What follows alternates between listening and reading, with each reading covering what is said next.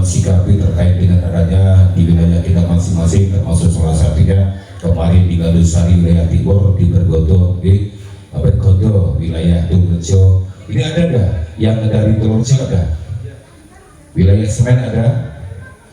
Yang kemarin sempat terjadi yang namanya bencana alam.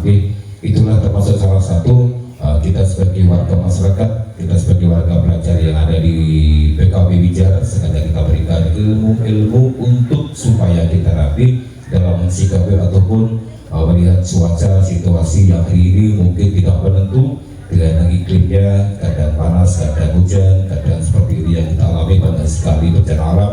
Semoga saja dengan adanya sosialisasi tangga bencana tahun 2025 PKB Wijar bersama Ketua PC PBI Eko Kabupaten Blitar siap tanggap dalam keadaan darurat, insya Allah ini nanti akan membawa manfaat untuk kita semuanya dan manfaat tersebut bisa kita tularkan kepada masyarakat. Dan insya Allah dengan apa yang disampaikan oleh beliau nanti ilmu-ilmu yang akan kita dapatkan kita bisa tularkan, bisa kita salurkan ke masyarakat, karena ini adalah salah satu tujuan kita bersama-sama dengan Wijar untuk menghadirkan dari beliau, dari LPPI, NU ataupun dari tangga bencana turun tagana, intinya bersama-sama nantinya bisa bermanfaat, berguna untuk masyarakat.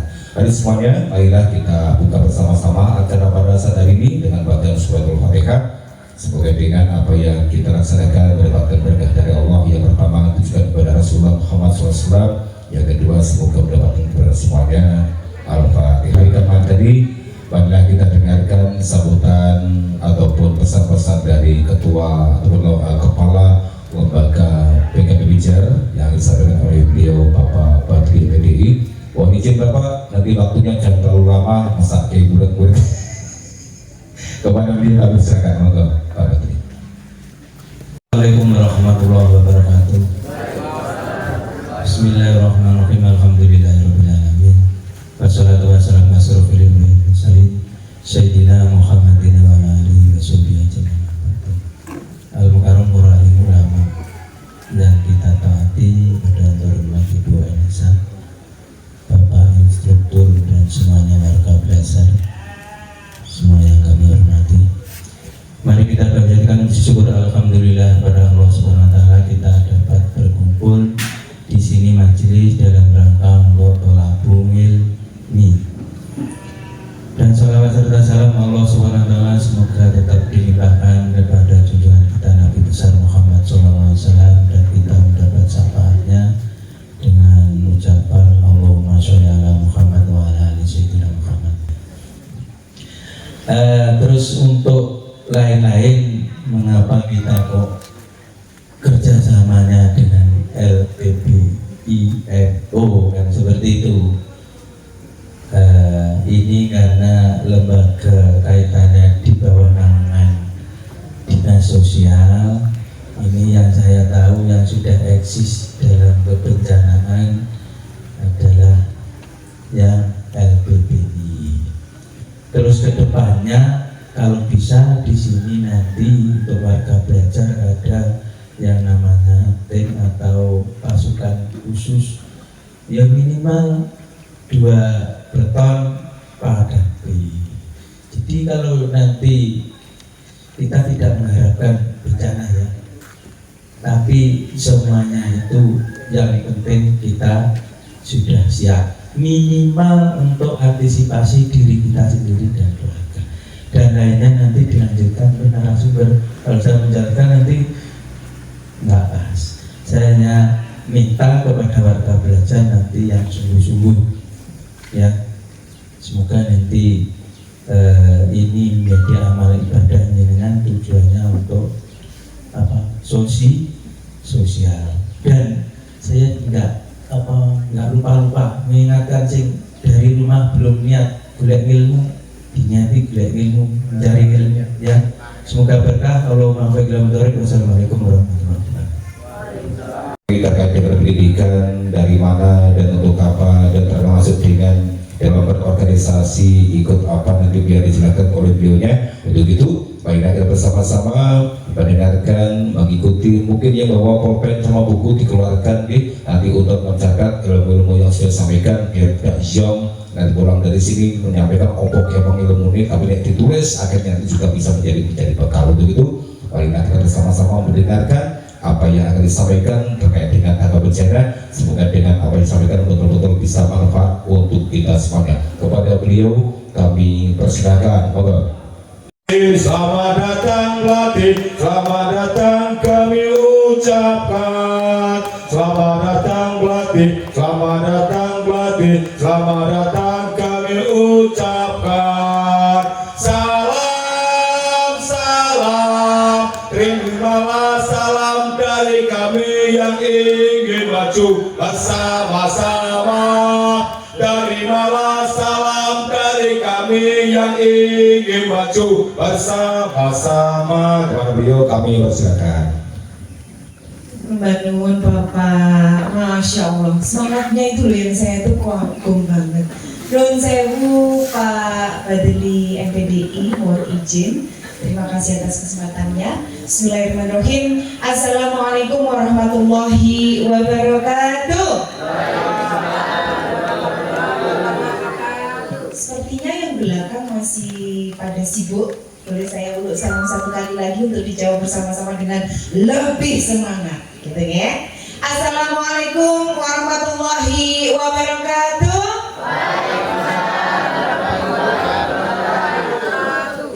Alhamdulillahirrahmanirrahim. Yang terhormat Bapak Badli MPDI selaku Kepala dari PKBM Pijar, Kecamatan Danusari, Kabupaten Blitar. Yang saya hormati pula para instruktur, pengajar, ataupun seluruh staf dari PKBM Pijar Danusari. Dan tak lupa teman-teman semuanya. Saya memanggil ini teman-teman, kira-kira mau nggak ya jadi teman saya gitu? Kita itu sama loh, Mas, Mbak, Bapak, Ibu semuanya. Kita adalah pembelajar sepanjang hayat. Karena belajar itu tidak mengenal usia, pelajar itu tidak mengenal tempat, dan selagi kita masih hidup bernafas artinya kita akan terus belajar. Jadi belajar di bangku sekolah itu hanya bagian kecil dari istilah belajar itu sendiri. Kehidupan adalah tempat belajar yang sesungguhnya. Baik, salawat serta salam marilah kita haturkan kepada junjungan kita Nabi Agung Muhammad Sallallahu Alaihi Wasallam. Semoga kita termasuk pada golongan umat beliau yang kelak akan mendapatkan syafaatnya. Amin amin ya rabbal alamin. Baik, kalau nama tadi sudah diperkenalkan ya? Sudah tahu semuanya. Nanti saya pengennya kalau sudah selesai acara di KBM Pijar ini, ketika bertemu di jalan, biasanya saya mesti duyem gitu Bu, karena kalau satu kali pertemuan itu belum hafal gitu ya. Mungkin jangan, wah Mbak Kemang ki sopo, boleh lah nanti ketika bertemu di jalan atau dimanapun menyapa, Mbak saya dari KBM Pijar, oh siap gitu. Nanti saya akan notice, oh iya berarti itu. Nanti kita bisa lanjut obrolan, gitu ya. Harapannya itu, jadi pertemuan kali ini tidak menjadi pertemuan yang terakhir. Harapannya ada sesi-sesi edukasi ataupun sharing, utamanya terkait dengan kebencanaan. Baik, izinkan saya untuk sharing ya. Saya tidak menggurui, saya tidak menyampaikan satu arah, tapi ini lebih pada sharing tentang kesiapsiagaan bencana bagi warga belajar PKBM Pijar. Oke, mungkin bisa dibantu slide kedua. Nah ini, izin Pak ya, saya di bawah aja nggak apa-apa ya?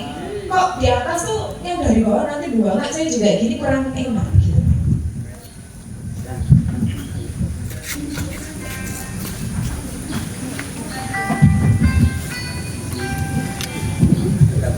Oke, terima kasih. Saya perkenalkan dulu lembaga asal saya. Di sana teman-teman bisa membaca LPBINU, Lembaga Penanggulangan Bencana dan Perubahan Iklim Nahdlatul Ulama. Menurut saya Bapak, wow, wonten kula koreksi sedikit ya. Jadi kalau LPBINU ini bukan di bawahnya Tagana, tapi memang kebetulan ketuanya LPBINU itu juga yang mengurusi tentang Tagana di Dinas Sosial Kabupaten Blitar. Gus Afin itu ketua LPBINU, tapi juga sekaligus kepala bidang yang ngurusin tentang penanggulangan bencana di dinas sosial.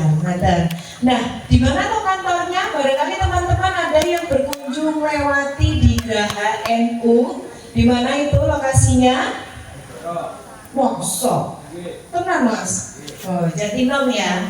Kan Igoro rodok mulon titik meh perbatasan kota. Betul. Di Geraha NU sana kantornya, lembaga LPBI NU itu salah satu lembaga yang ada di bawah naungan PCNU, pengurus cabang Nahdlatul Ulama Kabupaten Blitar. Oke, di sana bisa kita baca.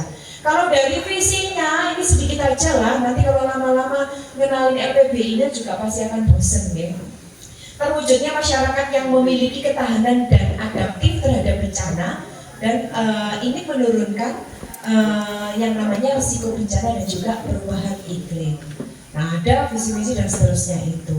Jadi intinya dengan adanya LPBI NU ini, kita ingin membersamai masyarakat yang berada di daerah yang rawan bencana agar memiliki ketahanan, ketangguhan dalam menghadapi bencana.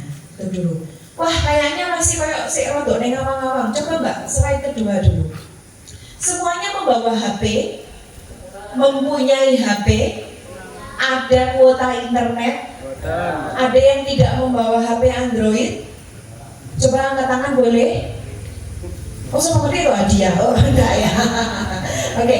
Teman-teman, silakan di-scan barcode ini, atau kalau yang Mbak scan barcode itu apa sih? Buka Play Store, Google Play, tempat untuk download aplikasi itu bagi. Ketik Inaris Personal, download. Setelah terinstall, nanti saya akan lanjutkan tutorialnya. Download dulu ini aplikasinya. Monggo semuanya, ini berlaku untuk semuanya, tidak hanya gurunya ataupun warga belajarnya, ya, semuanya monggo silakan. Saya akan memberikan pengalaman yang lain mungkin kali ini ya. Inaris Personal. Ada yang sudah berhasil mendownload? Oke, saya tunggu. Belum? Oh, masih download. Ada yang sudah berhasil? Bapak di belakang yang cantik-cantik. Siapa yang sudah berhasil? Yuk. Ya, Mbak silakan berdiri. Mbak siapa? Ya, bukan. Mbak jenengan. Yang satunya yang pertama tadi siapa? Mbak berdiri Mbak, monggo Mbak. Ini nggak ada mic wireless nih. Bagaimana Mbak? Mic yang wireless? Bagaimana? Mbak mohon minta tolong berdiri Mbak. Mbak siapa tadi? Mbak yang pegang HP hijau. Oke. Mbak monggo. Akhirnya masuk sudah tak dikaca nih. Ya monggo berdiri. Berdiri dulu Mbak. Oke. Mbak siapa namanya? Hah? Mutia? Lia. Oke Mbak Lia. Apa yang dilihat di tampilan pertamanya tadi? Pasti Mbak. Apa yang nampak di sana? Yang lain sambil terus download dan diamati ya. Ingat, map. Oke, map ya, map atau peta. Baik, betul. Ada peta Indonesia. Kalau kita klik titik di sini, pastikan bahwa lokasinya adalah lokasi di tempat ini sekarang. Kalau lokasinya masih menuju ke Jakarta, ke Papua, ya itu salah. Berarti lokasinya harus di sini, di lokasi kita sekarang. Sudah posisinya? Sudah Mbak Lia? Posisinya sudah di sini. Nah, coba dipaskan dulu posisinya sesuai dengan mapnya. Map itu peta, nggih. Sudah? Ada mas-mas yang sudah berhasil? Sudah? Coba mas. Sudah ya? Oke, Pijan, sampun. Informasi apa yang jenengan peroleh di situ? Coba klik-klik, dicoba-coba tombol-tombolnya, dibaca. Ada peringatan dini bencananya atau tidak? Ayo coba. Sudah berhasil semua? Gimana Mbak? Oh, oke. Ada? Sudah? Saman masuk Coba sama mas ini. pinjam dulu. Mana? Satu yang sudah. Nek sama ini sama berdiri Rian, ben iki masuk. Oke ya. Di halaman pertama awal paling atas tertulis nggak di HP-nya teman-teman potensi bahaya di sekitar Anda? Ada berapa jumlahnya? 3. Ada yang 4? Kok tambah huruf itu mas? Ada yang 3? 3 atau 4? 3 ya, semuanya 3. Coba klik 3 itu apa saja? 3 itu apa saja? 1. Gempa bumi, banjir bandang, letusan gunung api. Pusing susah buka tuh ya. Ini kok mau nengahin apa itu berhasil? Oke, coba next. Ada yang belum berhasil download Inaris personal? Sudah berhasil semua belum? Mbak, yang cantik-cantik ibu-ibu di belakang sudah berhasil belum? Mbak Lia tolong diajari tutorial ke teman-temannya. Oke? Kalau sudah, lupakan dulu itu. Nanti di rumah boleh dibuka-buka, diutak-utik. Kalau sekarang lokasinya di PKBM Pijar ada 3 jenis bahaya. Kalau nanti pindah ke rumahnya masing-masing, coba dicek ada berapa. Pindah lagi ke rumah pacarnya. Oh, sama sih kalau dari pacar ya. Coba dicek juga, nanti ada berapa macam bahaya. Atau ibu-ibu pasokan ke rumah mertua. Nah, dicek juga ada berapa bahaya. Karena itu nanti akan berubah-ubah sesuai dengan lokasi kita berada. Benar ya? Oke, itu kita tinggalkan. Sekarang scan lagi barcode-nya yang di depan ini. www.menti.com.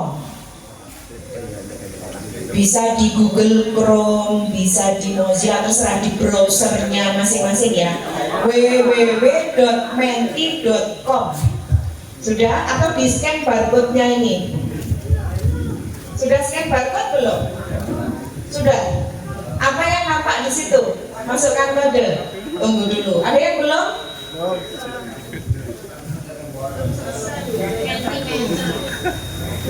Aplikasinya apa?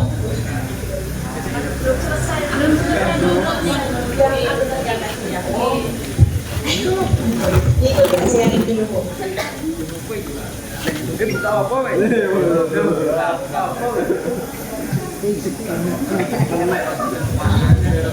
Sudah belum? Nah ini kalau yang sudah masuk di menti.com, masukkan angka 1982. Itu ya, ada di layar. 1982 5149. Berhasil? Udah masuk belum? Kodenya masukkan 1982 5149. Sudah? Hah? Itu di atas ya. Kalau di sini di atas, join @menti.com, use kode, gunakan kodenya, masukkan kodenya 1982 5149, terus join. Sudah? Sudah? Hah? Belum kayaknya?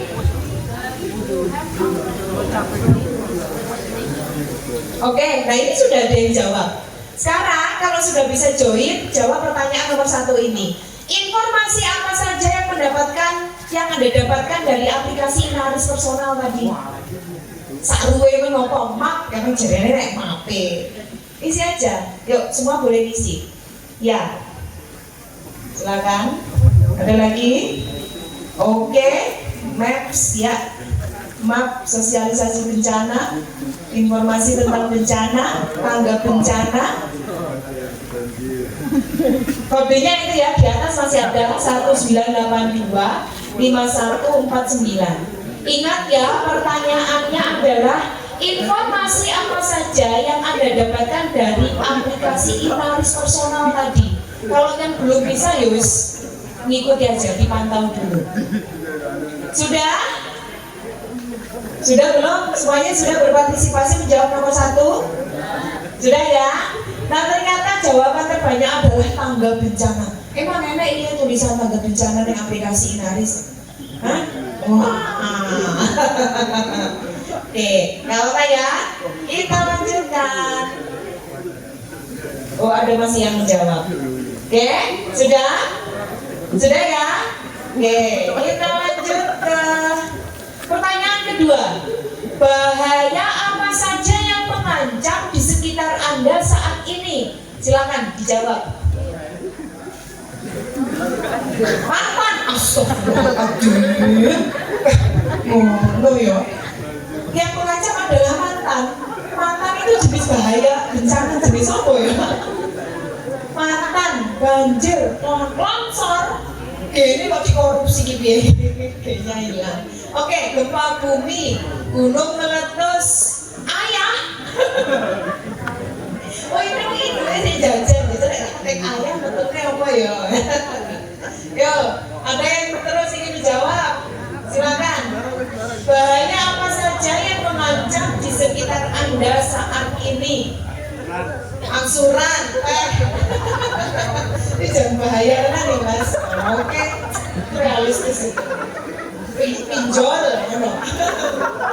sudah? Sudah semua? Oke ya. Yang paling banyak jawabannya adalah gempa bumi, kemudian HTS. Ini nanti jadinya sosial bencana malah sosialis apa? Konsultasi. Oh mas. Percintaan.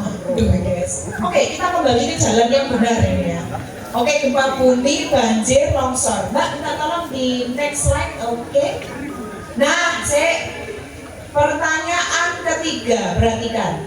Apakah PKBM Pijar telah aman dari ancaman bencana? Ya, belum, tidak tahu.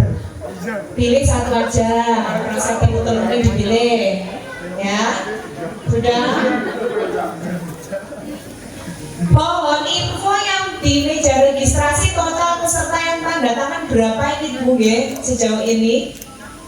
60. Lek jawabannya orang 60 berarti belum mewakili. Yus 30 lah minimal. Ayo, siapa yang sudah bisa menjawab? Ada yang bisa bergabung? Sudah? Ada lagi? Ini masih 18 orang yang menjawab. Sudah? Sudah? Oh, tidak tahu. Oke. Ya, belum. Tidak tahu. Saya tunggu jawabannya. Tidak tahu. Tapi ya memang saya hadir di sini tuh partner. Orang itu 7 metro ya. 15. Oke. Masya Allah, jempolnya sih kan dikasih warna biru warna abang kan. Jempolku loh nggak ada birunya. Oke, berarti sekarang sementara masih 11-26 orang. Ada lagi? Semua sudah yang di sini? Sudah? Yang pernah minat dalam nggak apa-apa, dilihat aja dulu, diikuti aja dulu.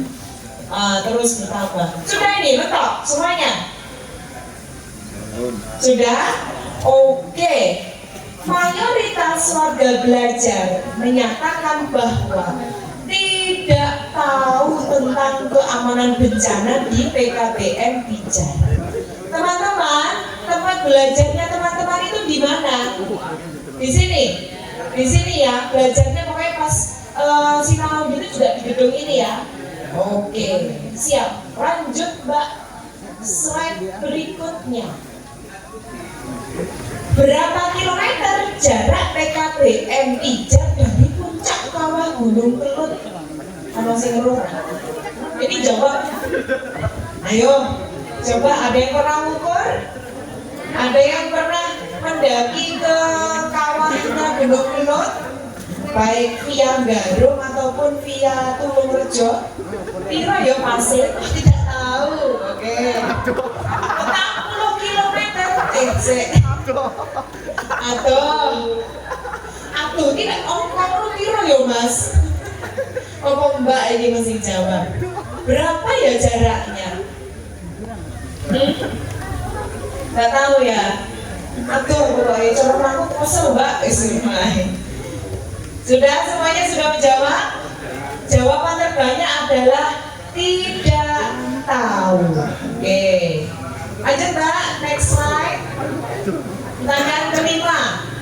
Jika, perhatikan Mbak cantik, jika sewaktu-waktu Gunung Kelut erupsi dan saya sedang belajar di PKBM Pijar, maka yang akan saya lakukan adalah, jadi pas enak-enaknya teman-teman tuh di sini sinau belajar mendengarkan para instrukturnya, tiba-tiba fungsi, masya Allah, minggat. Oke, balik menyelamatkan diri tiarap. Terus fungsi melayu, lari pulang ke rumah. Omahe nek ngendi iki? Sing benar iki, omahe sebelah mana ini? Jangan-jangan malah omahe nek kono, cedeke puncak kono, malah semakin dekat ya, malah celemet itu nanti, malah mendekati sumber bahaya ya kan? Pulang minggat, terus gue gak minggat itu urusannya dewe ya. Oke, ada lagi yang ingin menjawab? Mayu, nanti dijawabannya sih paling banyak, mana kok gak muncul? Kayak paling banyak itu tulisannya gede kayak tadi itu loh teman-teman ya. Sudah? Oke, sekedar tahu. Next slide Pak, kita tolong. Jika Gunung Kelut erupsi, dampaknya terhadap diri saya dan keluarga saya. Lek kelut iki bledos, efeknya apa ya nang awakku karo keluargaku? Ini gen apa sih para peserta didiknya ini tuh? Milenial ataukah Gen Z? Gen Z? Mosok. Pernah mengalami enggak kejadian Gunung Kelut meletus? Entah itu tahun 2014, 2007 atau malah ibu-ibu sudah tahun 90 mengalami Bu? Nggih. Iya betul. Itu tahun berapa? 90 atau yang 2007? 2007. Oke. Ini kelahiran 90-an atau 2000-an rata-rata? Yang lahir tahun 80-an, angkat tangan. 80-an, Ibu. Tahun 90-an, angkat tangan. Sono siji sampai sono. Oke. Tahun 2000-an, 2000, 2001 sampai mana? Oke. Yang lainnya terus lahir tahun berapa? Bukan ini. Oke ya, kita baca kejam. Astagfirullahaladzim. Mana ya? Kalau Gunung Kelut meletus saya kejam. Ya Allah, kena setan atau gimana itu? Oke, menghambat kegiatan ekonomi. Spasi ini digonati ya. Oke. Telo, iya toh. Telone sing ditanggung nggih Mas. Iki masing-masing iki aku ngerti iki sing jawab masing-masing. Oke, banyak pasir.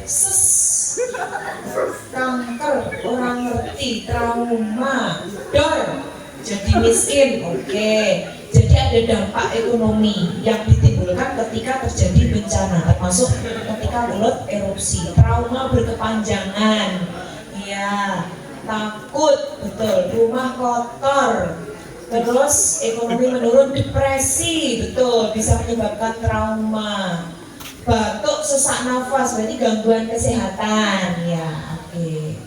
Terima kasih untuk kejam-kejamnya ya.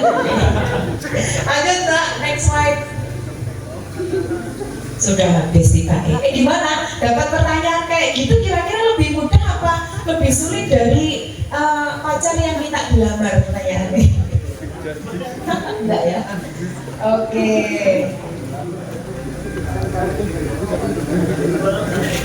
Ya, terima kasih. Itu sepintas aja tadi. Saya ingin mengetahui kira-kira pengetahuan dasar dari teman-teman semuanya terkait kebencanaan, utamanya adalah tentang bencana yang ada di sekitar lokasi PKBM Pijar itu seperti apa. Nah sekarang saya punya punya gambarnya ada dua, gambar A dan B. Stop, oke.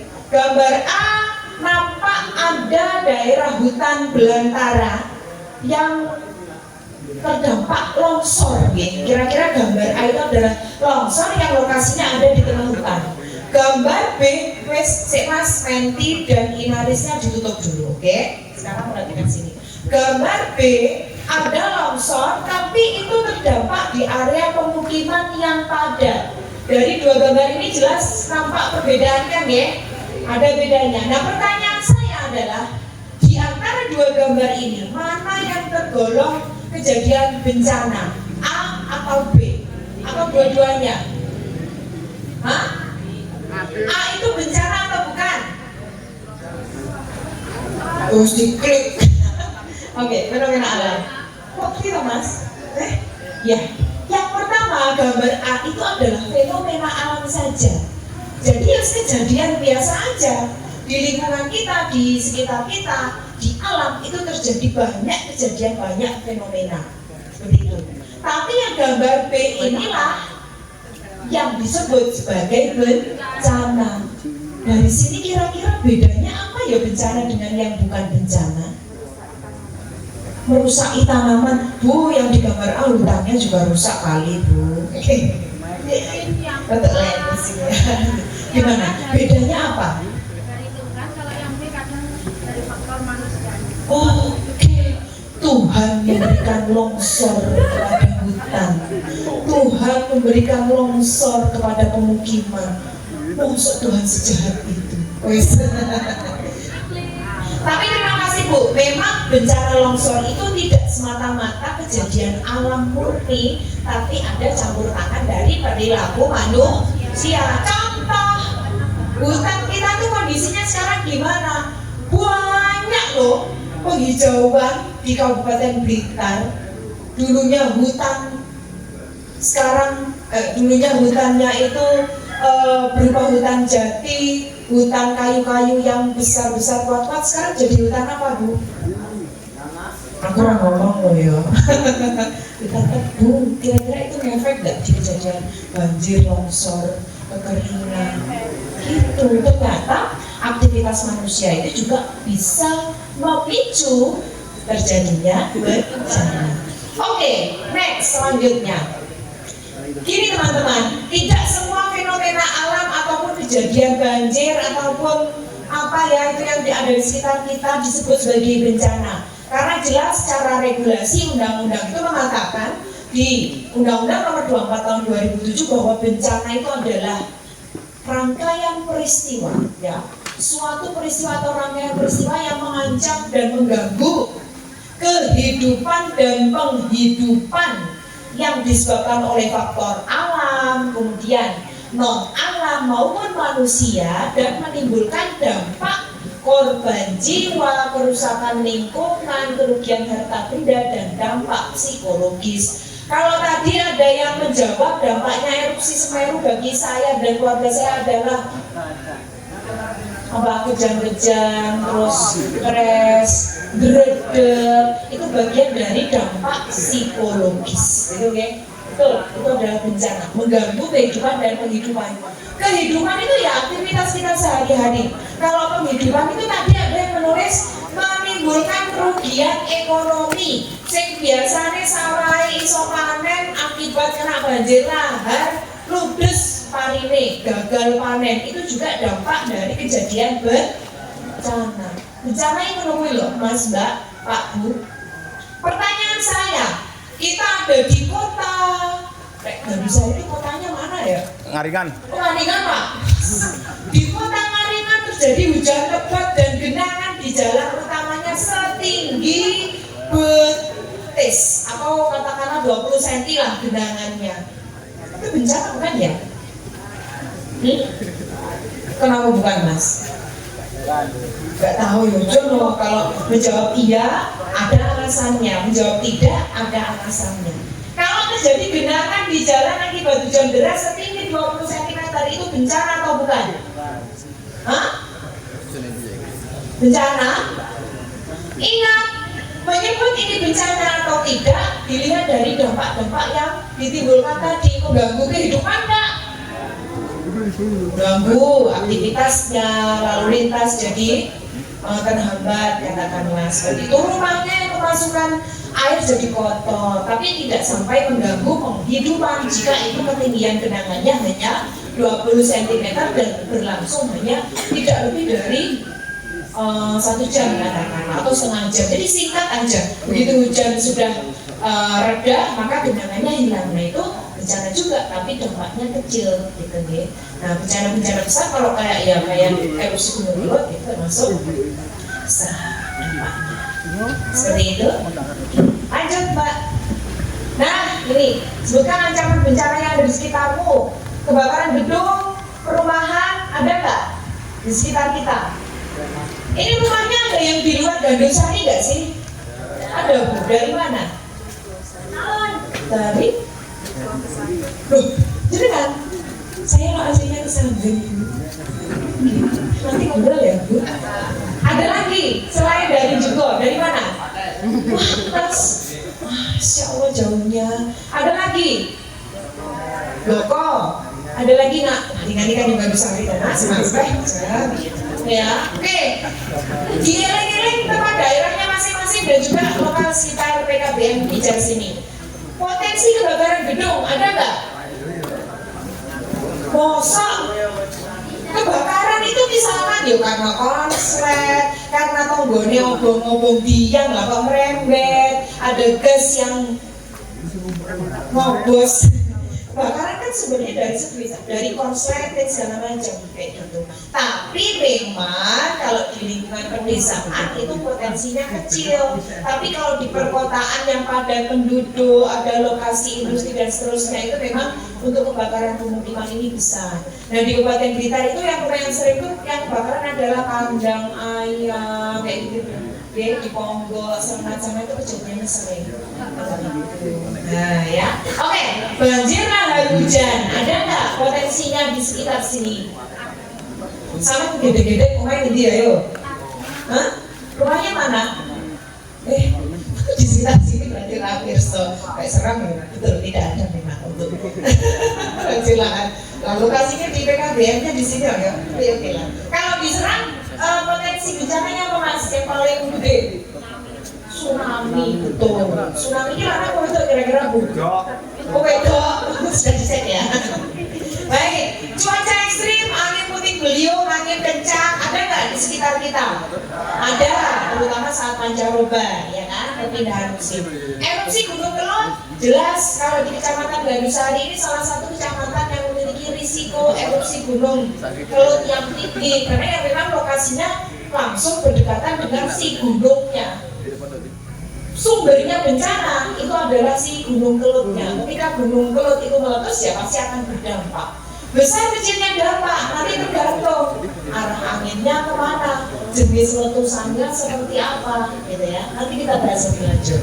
Banjir genangan, ada nggak?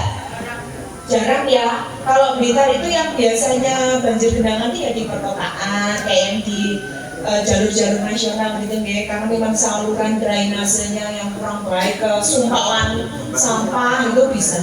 Terus di Sutojaya, nah itu kan banjirnya awet karena memang daerahnya cekungan, curah hujannya tinggi, hutannya bagus. Oke, gempa bumi ada nggak? Ada. Sudah pernah merasakan? Kapan gempa bumi terakhir terjadi? Di Sumatera. Aku udah tangan, aku mau komen loh ya Pak. Nanti kalau di Inaris, aplikasi Inaris personal tadi, ketika ada kejadian gempa yang terdeteksi, maka akan muncul peringatannya. Misal pusat gempanya ada di sebelah selatan Kabupaten Malang dengan magnitud atau kekuatannya sebesar 4,7 skala Richter, kurang B, 6,4 skala Richter. Insya Allah sini merasakan. Itu masih akan muncul nanti warningnya, peringatannya di aplikasi itu tadi. Jadi yang belum install, tolong bisa diinstal agar kita bisa lebih aware, dapat peringatan dini nanti ya. Termasuk peringatan dini cuaca bisa masuk di aplikasi ini tadi. Oke Mbak, next. Apa ya kira-kira sing kudu dilakoni ketika enek potensi bencana? Tadi dari diskusi kita berarti bisa menyimpulkan bahwa lokasi kita baik di PKBM Pijar ataupun di Kabupaten Blitar pada umumnya itu adalah daerah yang memiliki kerawanan terhadap bencana. Macam-macam bencana nih, ya kan? Ada 3 kata kunci. Kuwi fotonya siapa ya kira-kira? Ingat ya. Kenali dulu ancamannya, dijak salaman, perkenalkan nama saya juga ngono ya. Kita sinau, kita belajar, kita memperhatikan seperti ini pun dalam rangka mengenali jenis ancaman bencana. Lalu yang kedua apa Mbak Lia? Apa? Setelah kenalan sama ancamannya itu terus apa? Ya, dia mati. Umpama mas-mas ki pengen meminang jodohnya di mati disekan, itu cocok ora karo kriteria aku. Mbak Bae juga gitu. Tapi ini bencana loh ya mas konteksnya. Dia mati tanda-tandanya. Tanda-tanda sebelum terjadinya gunung meletus. Kalau sebelum erupsi itu ada tanda-tandanya enggak, Mas? Nah, sinangok nih. Tanda-tanda sebelum gunung kelut meletus itu apa kira-kira? Tahu enggak? Enggak. Rumahnya mana, Mas? Suku sih kok aku. Mikir. Sama usianya berapa? 17 tahun. Gunung kelut meletus tahun 2007 sampai umur berapa ya berarti? Oh, ini sih takut kok 2007. Nggak ngerti kok 2007 itu kelut juga meletus. Tapi memang pas 2007 itu tidak meletus yang belum besar hijau. Dia hanya letusan efusif, jadi hanya melahirkan anak gunung kelut itu. Oke. Kalau tahun 2014 masih usia berapa? Kalau tahun ya? Kecil ya mas? 2014? Masih kecil? Ya wajar. Tadi yang mengalami, sekarang bapak ibu-ibu yang di belakang, yang mengalami kejadian kelut erupsi tahun 2014 Intan. Oke, sering kubu. Jadi kan tanda-tandanya sebelum kelut meletus tahun 2014 itu apa yang jenengan rasakan? Awan panas. Cuaca? Malam kan? Iya kan malam ya. Cuacanya bilang kan malam kejadiannya kan? Ada yang tanda lainnya Bu, Pripon? Asap petir itu kan berarti sudah meletus. Sebelumnya Bu, gempanya sering. Jadi yang rumahnya kalau suka saya ke utara itu gunung gede. Ke utara lagi ada gempanya nggak? Bawahnya panas ya Pak. Terus aktivitas kegempaan vulkanik meningkat, jadi sering mungkin gitu ya. Oke, ada lagi tanda-tandanya kalau kelut mau meletus itu apa kira-kira? Apa ya? Mas Mbak, kita itu piye-piye dampak kelut itu ketika meletus bisa merusak, tapi kita tetap harus bersyukur. Kelut itu sangat baik bagi kita. Dia itu adalah tipe gunung yang meletus itu jelek, tapi setelah itu sudah selesai. Coba bayangkan ya, kelut itu meletus tapi model letusannya yang kayak Gunung Semeru, Sinabung, gak berhenti.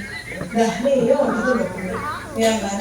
Dampaknya. Jadi kelut begitu jelek sudah selesai, itu kita patut syukuri. Setelah itu betul lagi. Pasirnya, kemudian kesuburan tanahnya itu bisa kita nikmati sampai sekarang. Tetap ada hikmah dan juga sisi positif dari kejadian bencana. Oke, kita amati tanda-tandanya. Ada tanda-tanda sebelum terjadi kejadian bencana. Kalau tanda sebelum tsunami, misalnya kita masuk pantai atau masih yang tadi rumahnya diserang. Rumahnya diserang. Iya, diserang ya. Rumahnya diserang loh Pak. Sampai nggak ada. Tanda sebelum tsunami pasti ada gempa bumi. Kita amati tanda-tanda bencana, kemudian kita kurangi risikonya. Sinau bareng, gladi evakuasi, membentuk tim siaga bencana, menyiapkan tas siaga, itu adalah bagian dari cara untuk mengurangi risiko bencana. Ingat 3 hal, apa itu? Yuk ikuti saya. Kenali ancamannya, kurangi risikonya. Apa kabeh urung muni. Yuk, siap ya. Belakang siap ya. Nanti saya beri aba-aba pengurangan risiko bencana gitu.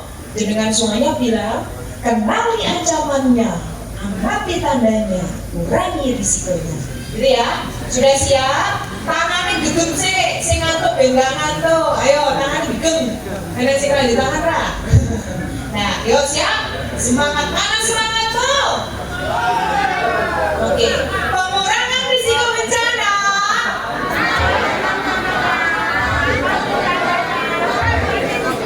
Yes. Oke, sih lanjut. Ini loh, barangkali ada yang Gen Z ataupun regen apa nggak ada ya. Gen Z yang sebenarnya Gunung Kelot itu kayak gimana sih? Karena ini ada di lokasi kita. Mana mbak fotonya mbak? Oke, ini perkembangan terus next sampai semua gambarnya nampak. Oke. Ya, kita mulai dari yang pojok sebelah kiri sana paling atas. Itu adalah Danau Rawa Gunung Kelot sebelum letusan 2007. Ya, kemudian ke bawah. Setelah letusan 2007, Danau Kawahnya hilang, digantikan dengan si anaknya Gunung Kelot. Seperti itu penampakannya, ada kubah lava. Kenapa kok bisa nggak meledos, Kak? Karena energi yang tersimpan di dalamnya itu tidak terlalu kuat untuk bisa menjebol menjadi letusan, gitu ya. Tekanan gasnya rendah, jadi hanya menghilangkan Danau Kawah saat itu dan memunculkan si anak Gunung Kelot atau kubah lava. Jadi lava dalam perut bumi itu didudul munggah, tapi nggak kuat, jadi nggak sampai jeblok gitu ya. Oke, next, gambar yang tengah itu yang bulat-bulat lonjong itu, yang atas adalah, nah itu lembu yang ciri-cirinya tadi cuacanya gelap, iya bukan malam hari. Terus ada halilintar petir, gembruduk, suara macam kayak kembang api yang sangat mengerikan. Iya, itu pada saat sudah meletus. Itu erupsi tanggal 13 Februari 2014. Siapa di sini yang mengalami kejadian itu? Erupsi 2014. 1, 2, 3, 4, 5, 6, 7, 8, 9. Yang lainnya? Belum lahir. Masya Allah. Gen apa berarti? Nah ini loh Pak, kadang kita ngajak, ayo kita kurangi bencana. Kita kurangi bencana, kita kurangi risikonya. Pengalaman menghadapi bencana itu belum. Nah, tapi nggak apa-apa, bisa dipelajari dengan kegiatan hari ini kan akhirnya ngerti loh. Mau tiba Gunung Kelot dia nih gunung. Mungkin sih main serang, sih nggak berinteraksi langsung, nggak ketok nyala Gunung Kelot isu bisa dilihat seperti ini mas, morfologinya, perkembangannya. Nah, saat ini Gunung Kelot itu sudah jadi tujuan wisata yang semakin ramai malahan. Ini kira-kira kalau penampakannya seperti yang paling kanan itu pendakian puncak lewat jalur mana ini mas-mas mbak? Barangkali ada yang pecinta alam. Karangrejo. Sudah pernah ke sana mbak? Sudah, yang belum? Ayo kapan kita rencanakan. Saya juga suka loh ya, tapi belum pernah malah yang ke Gunung Kelot ini. Itu adalah seramai itu. Loh dilalah loh mas mbak. Ternyata kita pas puncak ke sana loh, kok ada peningkatan status Gunung Kelot. Berarti ada tanda-tanda Gunung Kelot bisa jadi akan meletus. Kira-kira apa yang harus dilakukan? Ya kan? Melayu kayak puncak Gunung Melayu. Fungsi. Nah, ada tengkurap. Jadi gak serta-merta seperti itu ya. Oke, itu kurang lebih ini ancaman permanen di Kabupaten Blitar, Kabupaten Malang dan juga Kabupaten Kediri. Karena Gunung Kelot ini memang berada di 3 wilayah kabupaten itu tadi. Saya katakan permanen karena memang gak mungkin mas mbak kita akan memindahkan Gunung Kelot benora terjadi erupsi ya kan? Gak bisa kita memindahkan Gunung Kelot. Jadi ini ancamannya permanen. Ya seperti itu. Siklus pendeknya itu bisa 7 tahun sampai 15 tahun. Itu saya itu. Ya, kalau menurut siklus pendeknya. Tapi kalau siklus panjang itu bisa sampai 25 tahun sekali. Itu kata para ahli yang memang sudah menelitinya. Tapi lagi-lagi, kapanpun Gunung Kelot meletus, kita harus tetap siap-siaga. Amati tandanya itu tadi ya. Dan kita tingkatkan kemampuan kita untuk mengurangi risikonya. Oke, next.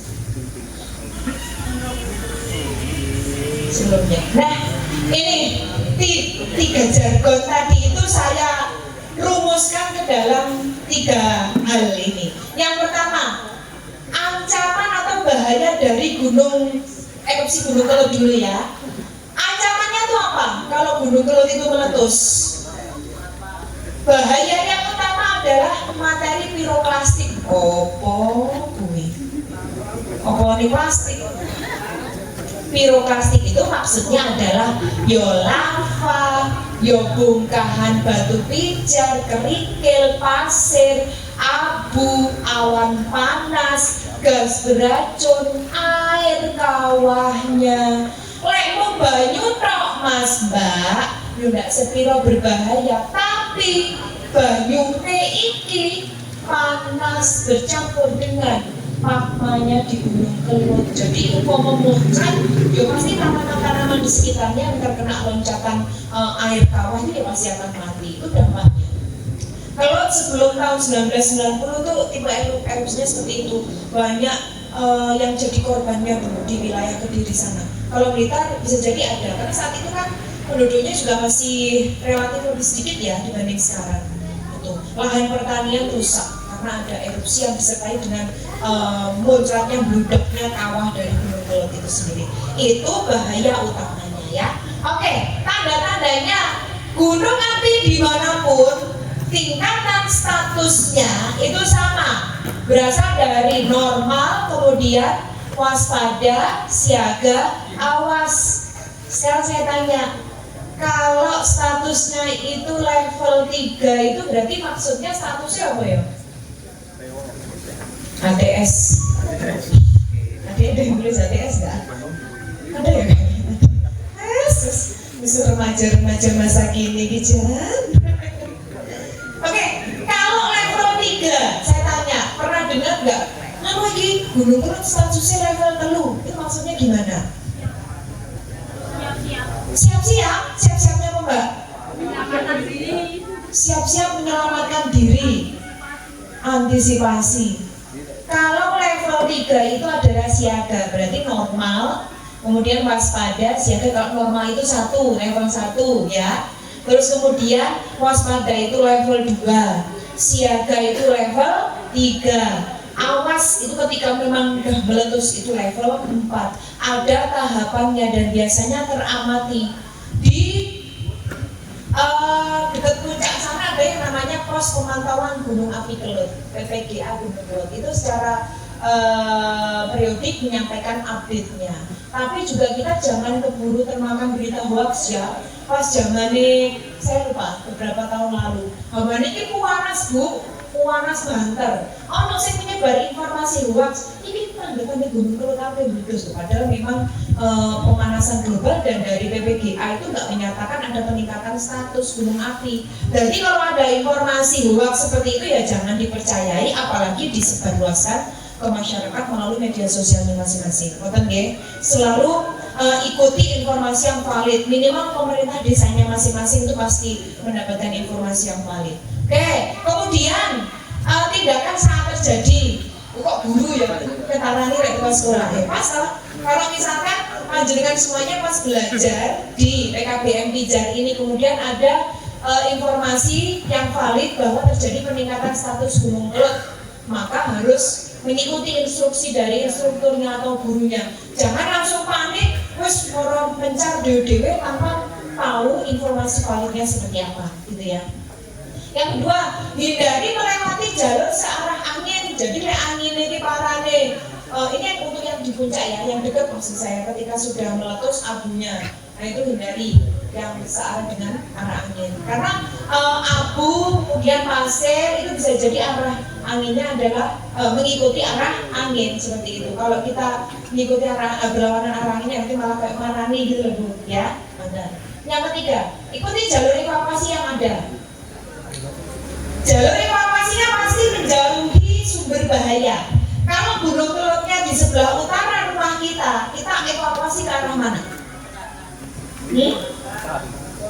Wetan, ngidul, mosok malah nak Mas jadi gunungnya ini utara nih mana ya. Jadi kita arah selatan, timur atau barat, tapi perhatikan arah angin dan juga kita perlu menyeberang kali lahar dari itu. Kali laharnya misalkan kayak di Sumber Agung itu kali laharnya di sebelah baratnya ya. Oke.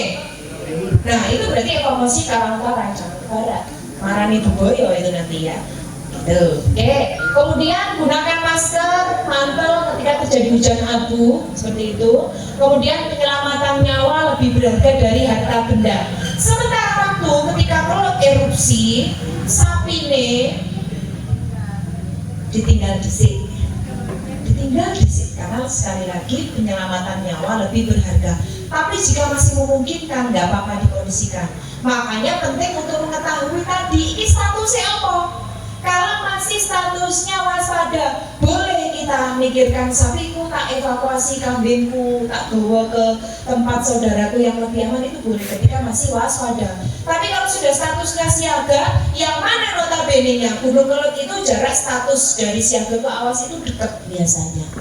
Jadi cepet, nggak ada waktu yang lama ya. Yang penting keluarga dievakuasi dulu, gitu ya. Oke, next Mbak. Banjir lahar hujan sumbernya adalah dari sungai-sungai yang berhulu di puncak Kelud. Ancamannya adalah material pasir, air hujan, batu, kerikil. Sifatnya merusak benda-benda yang dilaluinya. Ada yang orang tuanya atau bahkan dirinya sendiri bekerja sebagai penambang pasir, bantu, kadin kolong gitu, ada enggak? Atau tetangganya barangkali ada yang melihat aktivitas penambangan pasir di Kali Belada, Kali Putih. Ketika hujan deras terjadi, banjir lahar terjadi, yang namanya truk seberat itu hanyut. Nah ini oleh kita hanya seorang diri ini terus ada banjir terus kita ngengkel lewat, itu berisiko sekali ya. Kalau banjir lahar ya harus minggir dulu.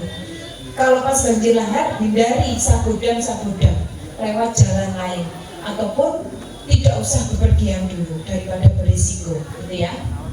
Tanda-tandanya ada sedimen piroklastik tadi dari gunung yang sudah meletus. Kemudian gini, kalaupun di daerah Sumber Agung, Sukosemu tidak terjadi hujan, tapi di hulunya sana gelap, maka dedek hujannya deres, kali ini coklat, banter, banjir. Ya bisa juga seperti itu terjadi banjir lahar. Jadi tidak melulu di tempat kita hujan deras dulu. Tapi ketika di hulu hujan deras, hujan lebat bisa jadi berpotensi untuk terjadi banjir lahar. Betul ya? Nah tindakannya waspadai jalur-jalur rawan banjir lahar yang ada di sepanjang sungai yang berhulu di Kelud. Contohnya ya kayak Kali Belada, Kali Putih, Kali Jari, Kali Susu, Kali Icir, Kali Kebun, nah kayak gitu ya. Itu ketika hujan lebat hindari dulu dari aktivitas sehari-hari.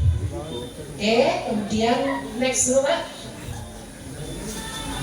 Oke, gempa bumi. Nah, ini Pak, siapa yang sing jawab Pak Isu mengenai gempa? Di mana itu? Mbak? Gempa lokal. Oh, gempa lokal. Wah, gempa. Ini yang masih aku nggak paham Pak. Kita lihat ancaman gempa bumi itu apa sih, Mas Mbak? Gempa bumi itu bahaya nggak sih? Bahaya. Ada yang rumahnya pernah sampai retak atau roboh ketika terdampak gempa bumi? Orang roh paling musik kodon-kodon cilik-cilik ya Pak. Gempa besar itu Blitar terakhir kemarin. Nah, daerah selatan tahun berapa Mas kemarin gempa bumi Banten? 2021. Banyak rumah yang retak-retak bahkan roboh. Padahal itu pusat gempanya tidak di Blitar loh, ya kan Mas? Di mana? Malang, selatannya Malang, tapi Banten. Juga pasti merasakan Banten ya Bu, Banten. Nah, gempa bumi itu kayak gitu. Bisa jadi pusatnya tidak di Blitar, tidak di sebelah selatan Blitar, tapi Malang ataupun Tulungagung juga bisa terdampak sampai Blitar. Tuh. Nah bahayanya apa? Ingat coba Mbak Lia. Tak celup. Atasnya Mbak, bagian kotak yang merah ini apa? Ancaman atau bahayanya? Dibaca Mbak Lia dari situ.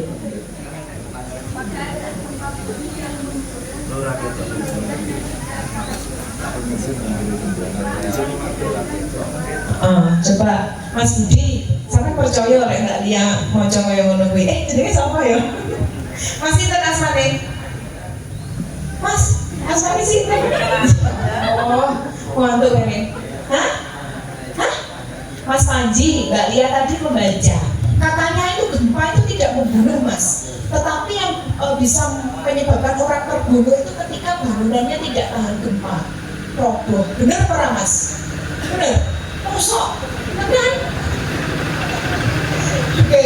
Nah, sebagai Mas Panji, menurut sama seperti itu benar apa enggak? Benar ya? Jadi gempa ini wujudnya ini piye? Kira-kira cara disawang itu kelihatan enggak? Nah, kelihatan karena dia berupa gelombang perambatan gelombang setrum ya, betul. Jadi gempa itu tidak terlihat wujudnya, tapi bisa dirasakan dampaknya. Gelombang gempa sama halnya dengan gelombang cahaya itu merambat, gelombang bunyi merambat. Karena gelombang getarannya juga merambat dari pusat gempa menuju ke tempat kita. Gempanya tidak merusak, tetapi ketika magnitudonya atau kekuatan gempanya itu besar, lebih dari skala Richter, 5 skala Richter, terus durasinya itu loh, durasinya yang lama. Kira-kira gempa 1 menit itu lama atau sebentar, Mas Mbak? Lama, ngitung 1 sampai 9 loh, bisa roboh rumah-rumah ya. Gempanya tidak membunuh, tetapi bangunan yang tidak tahan gempa itu yang bisa membunuh orang ketika terdampak gempa. Tanda-tandanya, nah ini kalau kita mengandalkan penglihatan kasat mata nggak bisa karena nggak kelihatan. Tapi ada tanda-tanda alam, biasanya binatang-binatang itu pada gelisah. Orang dengar cerita kayak gitu nggak? Apa ceritanya? Monyetnya pada turun gunung, termasuk pada saat sebelum gunung meletus mungkin ya. Jadi memang binatang itu dianugerahi oleh Allah sebuah kepekaan terhadap lingkungannya yang lebih tinggi dibandingkan dengan kita manusia.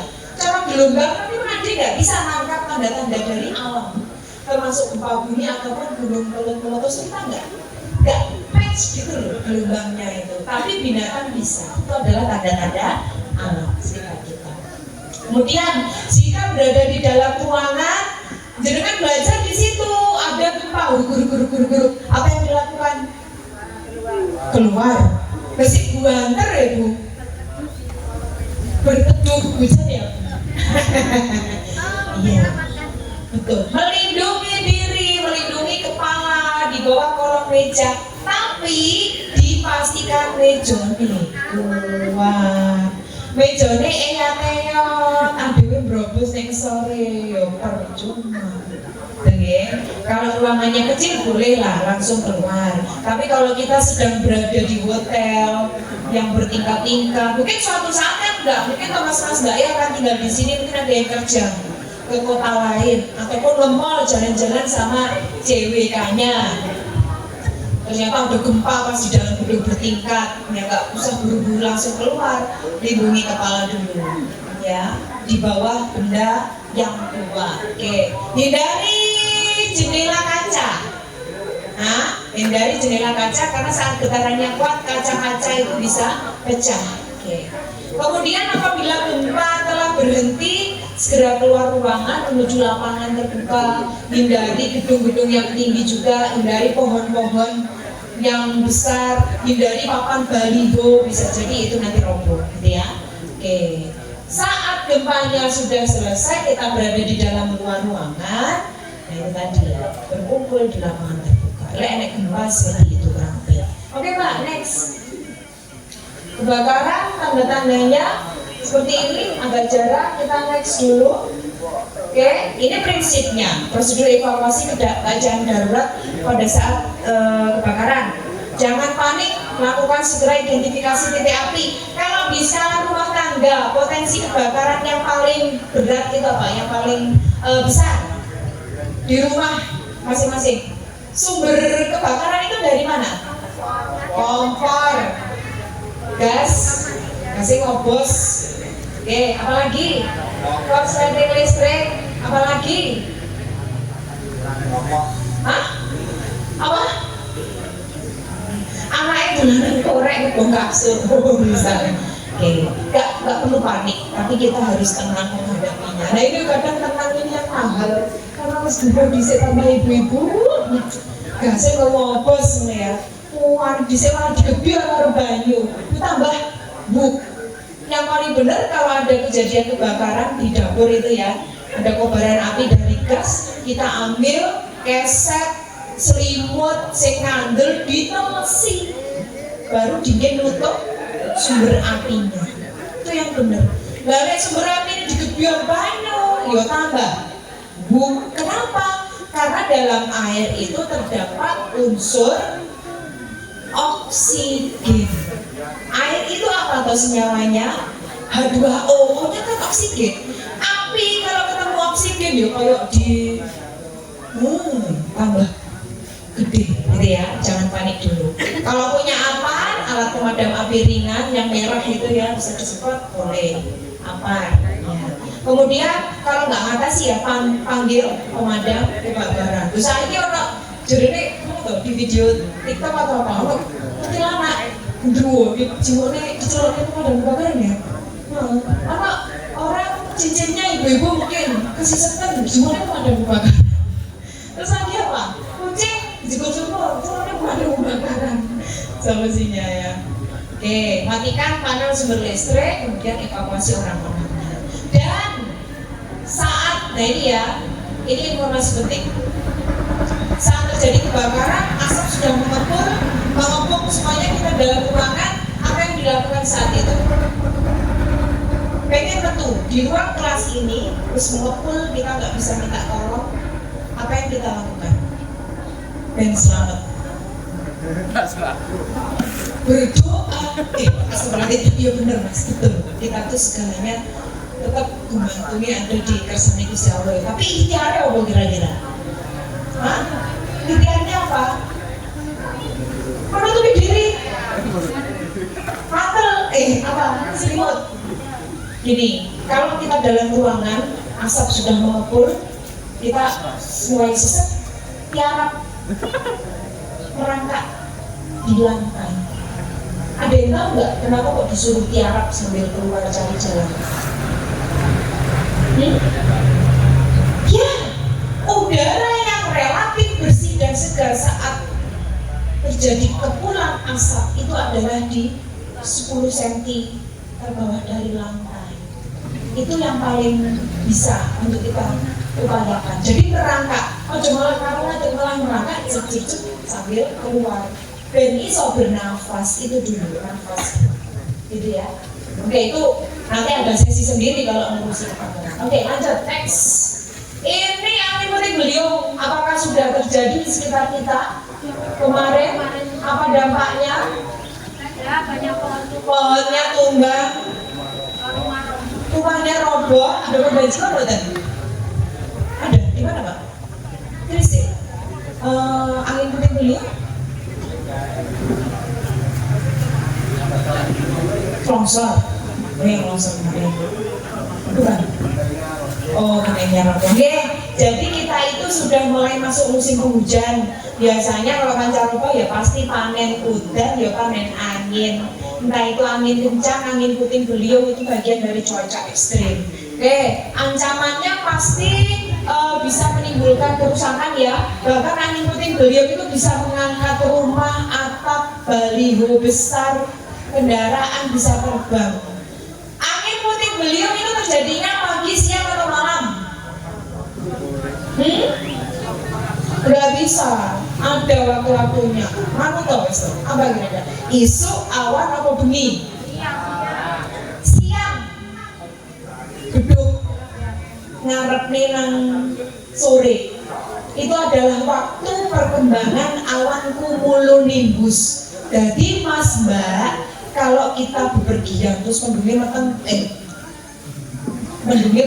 perpek, terus kok ada awan hitam yang bentuknya tuh vertikal, uireng, hati-hati, itu adalah potensi dari angin puting beliung yang muter-muter gitu loh, ya, itu uireng vertikal ke atas, itu hati-hati, hindari itu. Yes, gitu ya. Oke, next kayaknya udah pada semua. Nah, sekarang pertanyaan saya untuk para instruktur ataupun lembaga, saya pengen tanya Bapak, Ibu, Mbak, kira-kira PKBM Pijar ini telah memiliki strategi kesiapsiagaan bencana apa belum ya? Rencana. Rencana? Berarti belum ya? Oh, sudah punya rencana. Saya tanya dulu, kok enak ngecekin? Ada jalur evakuasi nggak? Ada rambunya nggak? Ini kalau misalkan pada saat KBM terjadi berjalan, tiba-tiba ada angin puting beliung, motornya parkir, uangnya yang jero kelas, buru-buru atapnya wis. Apa yang harus dilakukan oleh warga belajar saat itu? Keluar Mbak, melarikan diri, mulai. Saya khawatir itu beneran bisa terjadi loh. Karena mikirnya tadi itu di mana ada bahaya, ada bencana, kita harus menyelamatkan diri. Tapi keluar ruangan itu tidak semerta-merta menjadi solusi. Karena kalau ada angin puting beliung ya kita malah di dalam rumah saja. Tapi pastikan bangunan gedungnya kuat. Lah pas angin kencang terus jenengan di situ tetap diam di situ ya non sewu, harus pindah sini di situ bangunan yang sekiranya lebih kokoh atapnya gitu lagi ya Pak, ternyata belum bisa belum bisa dipercayai kalau sudah aman dari bencana ini ya PKBM ya. Apa kemudian yang bisa dilakukan next? Nah ini harusnya menjadi sesi tersendiri, tapi ini garis besarnya saya sampaikan. PKBM itu adalah salah satu dari satuan pendidikan, betul? Sama halnya dengan SD negeri, SMP negeri, SMP swasta, SMA ataupun lembaga pendidikan yang lainnya. Hanya saja bedanya adalah lembaga pendidikan formal, non formal, informal. Tapi semuanya adalah satuan pendidikan. Amanat dari undang-undang bahwa satuan pendidikan itu juga harus mengutamakan keselamatan bagi muridnya, warga belajarnya. Artinya memang tadi sudah bagus, sudah ada rencana Mbak menghadapi. Tapi Bapak Ketua kan menyebutkan setidaknya selain nanti ada 2 peleton Padanti. Itu artinya sudah ada inisiasi untuk membentuk tim siaga bencana. Itu penting. Ketika nanti betul ada kejadian, tim itu yang akan bergerak. Tentunya tim itu sudah dilatih dengan berbagai keterampilan dan pengetahuan. Nah kita itu biasanya keinginan menolongnya tinggi, tapi tidak dibekali dengan keterampilan menolong. Pengen nulung, tapi nggak ada keterampilan, malah akhirnya ditulung. Kan repoti banget kayak gitu ya. Relawan, jangan sampai jadi relawan yang tanpa skill, tanpa keahlian, itu makin repoti saat kejadian bencana. Oke, nah ada 3 pilar satuan pendidikan aman bencana. Termasuk PKBM Pijar ini adalah satuan pendidikan. Kalau pengen ini nanti dikembangkan menjadi satuan pendidikan aman bencana atau SPAB, maka ada 3 pilar utama yang harus dikembangkan. Yang pertama, pilar pertama adalah fasilitas satuan pendidikan yang aman. Sudahkah bangunan gedung dirancang yang kuat, tahan gempa, tahan badai, atau setidaknya dipastikan bahwa ketika ada angin puting beliung atau tidak gampang runtuh? Sudah belum? Gak usah dijawab sekarang, kan harus diukur ini. Oke, direkamkan aja. Yang kedua, pilar kedua adalah manajemen bencana di satuan pendidikan. Sudah ada belum kayak kurikulum pendidikan bencana? Atau seperti ini sudah bisa dikatakan sebagai sebuah inovasi ya. Tapi harapannya tidak hanya berupa 1 kali sosialisasi, tapi juga dimasukkan, diintegrasikan dalam materi-materi pelajaran. Contoh mengintegrasikannya. Kalau di PKBM itu mata pelajarannya apa aja? Mata pelajaran yang diajarkan itu apa? Bahasa Indonesia kan sami loh, sami ya. Pendidikan agama Islam kan sami. Bagaimana caranya pendidikan agama Islam ngomongin bencana? Bisa nggak? Bisa. Kita harus tawakal, ikhtiar. Tidak akan berubah nasib suatu kaum kecuali kaum itu yang mengusahakannya, itu kan bisa. Jadi Bapak Ibu teman-teman, kita tidak mungkin bisa mengurangi risiko bencana kalau kita tidak belajar meningkatkan kapasitas dan juga melatih diri. Nah, itu kan pelajaran agama. Terus sekarang pelajaran fisika, ngomongin bencana iso ora? Gempa bumi tadi kan bisa diukur berapa ini kekuatan cepat lambatnya. Kalau bencana berpusat di jarak sekian kilometer, nah waktu perambatannya sekian, berapa magnitudenya. Pelajaran fisika. Terus pelajaran seni, katakanlah seni tari, ngomongin tentang bencana, bisa nggak? Gawe lakukan pagelaran lodruk atau pentas seni, wayang, sisipi. Contohnya Arjuna, misalkan loh, biasanya nggak tahu lakonnya Pak Dalang, karena ternyata kita ceritanya itu tentang kesiapsiagaan warga lereng Kelut, kan bisa. Terus apa lagi ya, pelajaran apa lagi kira-kira yang bisa disisipi bencana? Bahasa Indonesia, iya caranya mengajarkan kebencanaan dalam mata pelajaran bahasa Indonesia. Bacaan, gunakan bacaan paragraf alinea yang itu pokoknya tentang bencana, kan bisa loh. Tinggal nanti membuat paragraf deduktif, induktif, campuran, kan bisa.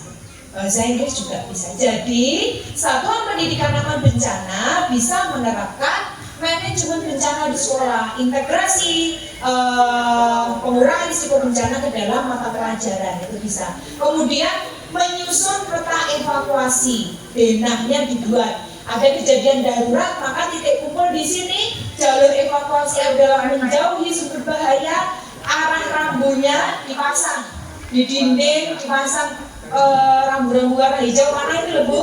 Makanya di tempat-tempat umum itu diwajibkan untuk ada rambu evakuasi, titik kumpul, itu sebagai langkah kesiapsiagaan menghadapi kondisi darurat, termasuk kondisi bencana. Itu pilar 2.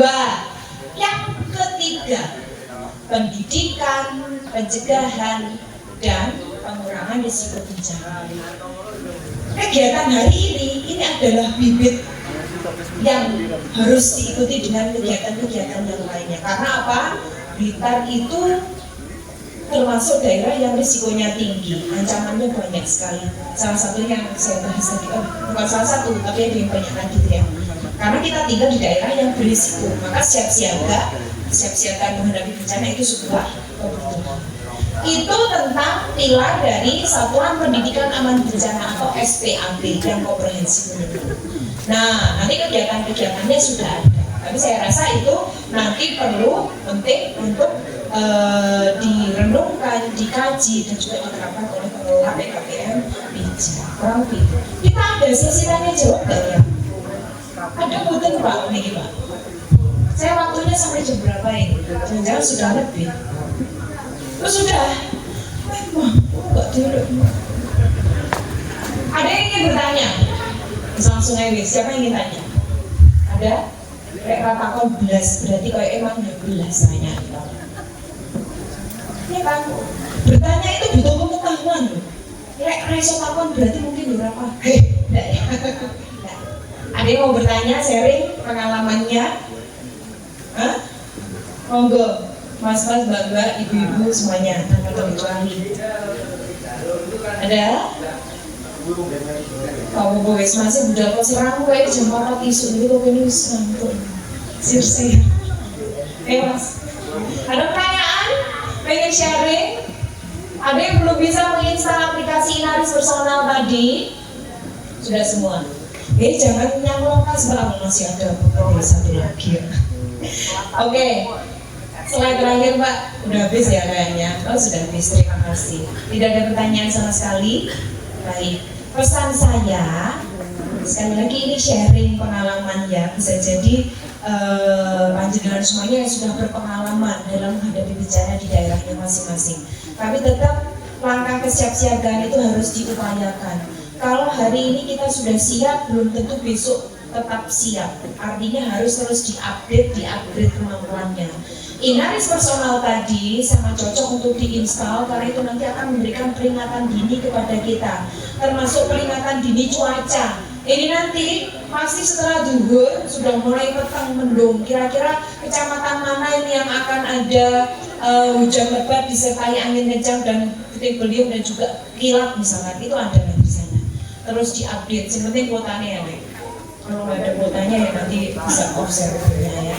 Maka sementara dari saya sangat terbuka untuk bisa berdiskusi lebih lanjut karena belajar itu tidak terbatas pada ruang belajar saja. Kita ketemu di pasar ngobrol itu juga proses belajar. Jangan lelah untuk belajar karena ketika kita berhenti kita akan merasakan pahitnya menjadi kurang ilmu. Nah, ini yang kita hindari ya. Baik, tidak ada pertanyaan ini Pak. Sesi saya cukupkan. Terima kasih atas kesempatan yang diberikan. Kalau tadi ada guyonan-guyonan yang kurang berkenan, itu murni guyon loh ya. Biar gak ngantuk Ibu, ngapunten nggih kalau ada yang kurang-kurang. Terima kasih, luar biasa semangatnya. Saya juga mendapatkan energi positif dari penjenengan bahwa belajar sekali lagi adalah proses panjang hayat. Tidak hanya sebatas pada ijazah, tapi belajar itu mutlak karena kita masih hidup. Ya. Oke, terima kasih. Akhir kata, billahi taufik wal hidayah. Assalamualaikum warahmatullahi wabarakatuh.